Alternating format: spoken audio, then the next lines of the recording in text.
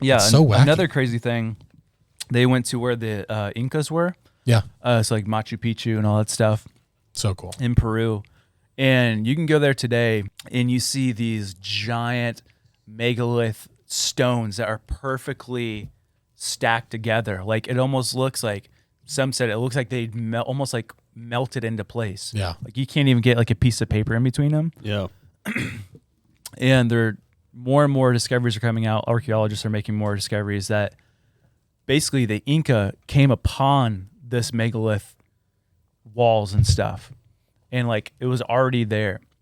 He talks about a lot in the docuseries or whatever. But what was crazy is that tradition, the Incas talk about before them, the one god man, the watcher star person that came down had the ability to melt rock and place it into place, like melt it to where it could perfectly fit. Yeah.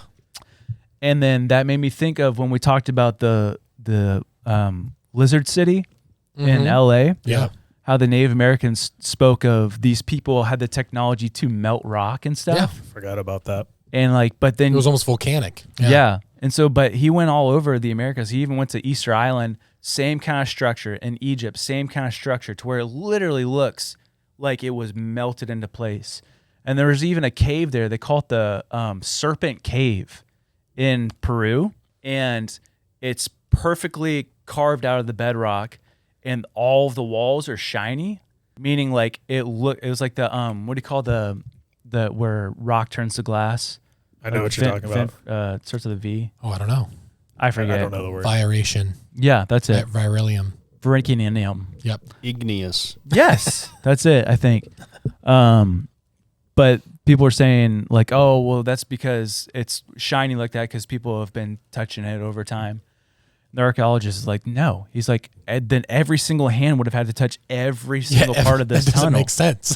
He's like, this was caused by a fast, extreme heat to carve this out. And we don't like the heat that you need is like the temperature of like the sun that you just direct it and carve it out perfectly. They even have like, I mean, it was perfect. There's like a snake like on the side, like it was carved like into the bedrock. Yeah. Fascinating stuff. But that's a weapon as well. Yeah. Talk about that city that we talked about next to Göbekli. Like, Yeah. that just got wiped out in a second. Yeah. Dude, this is trippy, man. I don't know what to think of all this. Volcanoes are just star people carving their way out of hollow earth. Ooh, possibly. Seems Isn't that crazy though, man? Just like all these, just every little story, how it connects. Yeah. It's weird how like similar it all is around the globe too. That's what keeps tripping me out. Yeah, that's the only thing. Because if it was just like, okay, we're just in a like, you're just in an echo chamber. It's like, no, like these are legit people. Graham Hancock is like a smart dude. Yeah. He's on Netflix just saying this has no explanation. It's crazy because a lot of these cultures, like at least from what I saw, like Easter Island, the Peruvians, the Incas, whatever, they talk about after this massive apocalypse that happened, there was a man that they showed as like a godlike figure that always traveled with like 7 people to go and teach the new technology of like how to regrow. And I'm like, this kind of sounds like Noah and his family, bro. Yeah. Like Noah, his wife, his 3 sons, and his 3 daughters. But this story continues throughout like every culture. And it's just weird. Yeah. Yeah.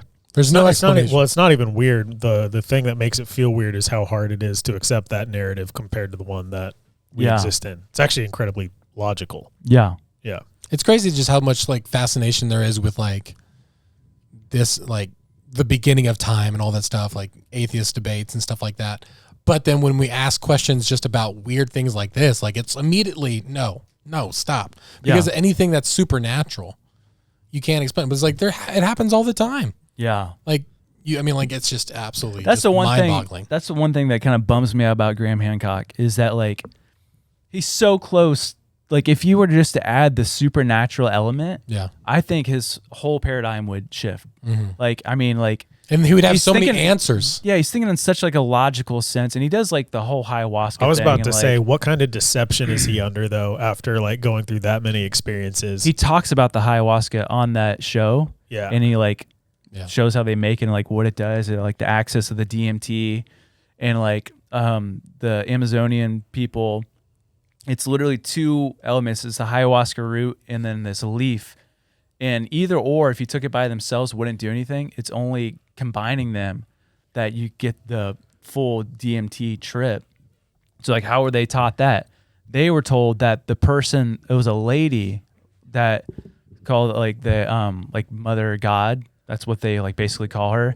She came and showed the people how to make this. So when she left, it would be the way that they could communicate with her. Oh no. And he talks about these entities that teach the people things when they take this ayahuasca. Yeah. And I guarantee one of the things that you have to reject is God. Yeah. Like, I mean, like there's people that just refuse to believe it. Which goes further down the thing of like the Watchers, and like they taught root cutting, and like, why did they teach root cutting and all that stuff? And it's like, because I fully believe that there is a realm that you can access by taking like DMT and stuff like that. That is so I wonder, is there a connection, a way to communicate through every work that they taught?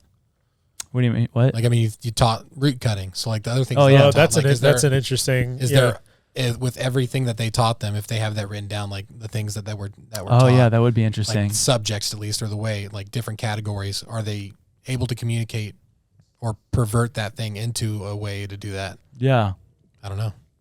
I don't know either. Yeah, I can't remember the things that they listed out.